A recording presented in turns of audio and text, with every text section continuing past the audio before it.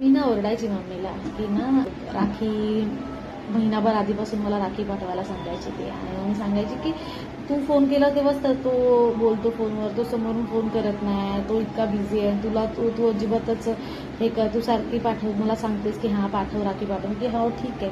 तिचं असं म्हणणं असायचं बिझी आहे तो, पण आपण पण असं वागलं तर चालतं का? मी फ्री आहे ना, तू पाठव राखी माझी.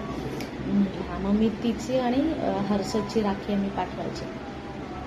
आता यावेळेला नाही आहे ती, पण महिनाभर आधीपासूनच माझं असं झालं की अरे मला ह्यावेळेला सांगायला कोण नाही आहे की मग मामाला राखी पाठव असं. आणि मी तेव्हाच विचार केलेला की नाही, मी ह्यावेळी पण पाठवेन, माझ्या मामाला पण पाठवेन आणि हर्षदला पण, त्याचा मुलगा, त्याला पण पाठवेन. आणि आज सकाळीच मेसेज आला, म्हणजे काल रात्री माझ्या भावाने मेसेज केला 2:30 वाजता. मी आता सकाळी बघितला तर मला मेसेज केला, मामाला ना न विसरता राखी पाठव. तर लगेच डोळ्यात पाणी आलं माझ्या, आणि माझं असं झालं की हा म्हणाली त्याला मी. पण ठीक आहे, म्हणजे कशी आहेत ना नाती, आणि कोणतरी नाही आहे पण ते आपल्यालाच पूर्ण हे करायचं असतं, नातं टिकवायचं असतं.